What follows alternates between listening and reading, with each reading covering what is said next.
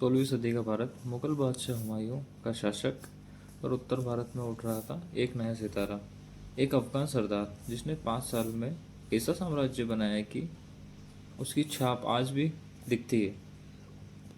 नाम था शेरशाह सूरी, यानी शेरों का राजा। आइए जानते हैं उस महान शासक की कहानी। प्रारंभिक जीवन। शेरशाह सूरी का असली नाम फरीद था। उसका जन्म 1486 ईस्वी में ससराम बिहार में हुआ। वे सूर कबीले के पठान थे जो अफगानिस्तान से भारत आए थे। उनके पिता हसन खान एक छोटे जमींदार थे। बचपन से ही फरीद बुद्धिमान, तेज और साहसी थे। एक बार शिकार के दौरान उन्होंने अकेले ही शेर को मार गिराया, तभी उन्हें नाम मिला शेर खान और आगे चलकर वे कहलाए शेरशाह सूरी।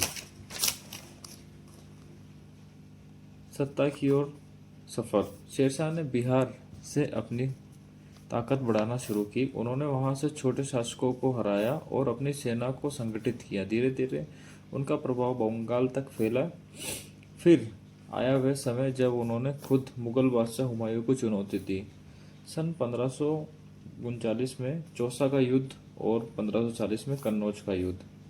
इन दोनों में शेरशाह ने हुमायूं को पराजित कर दिल्ली की गद्दी पर कब्जा किया। इसी के साथ शुरू हुआ सूरी वंश का शासक 1540 से 1555।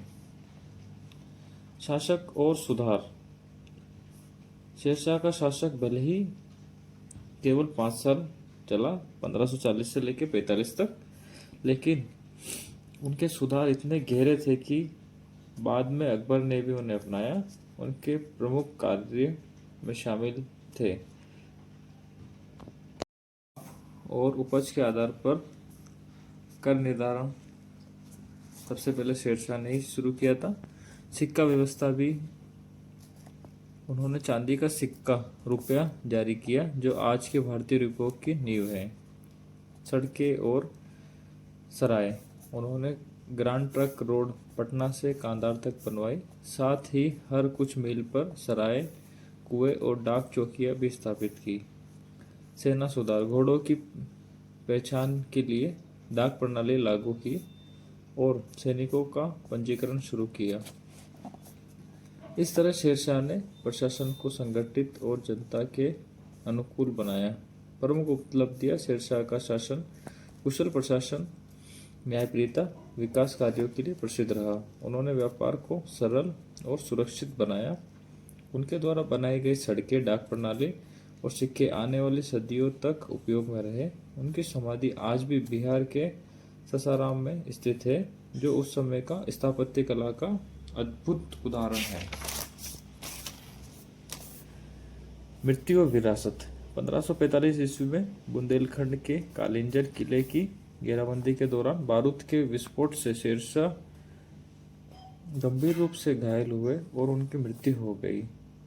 उनके बाद उनका बेटा इस्लाम शाह गद्दी पर बैठा, लेकिन कुछ वर्ष बाद मुगल फिर से सत्ता में लौट आए। फिर भी शेरशाह की नीति इतनी प्रभावशाली थी कि बाद में मुगल शासकों ने उन्हें अपनाया और आगे बढ़ाया। आज शेरशाह सूरी को क्यों याद किया जाते हैं? शेरशाह एक योद्धा नहीं बल्कि एक दूरदर्शी शासक थे। उन्होंने दिखाया कि कम समय में भी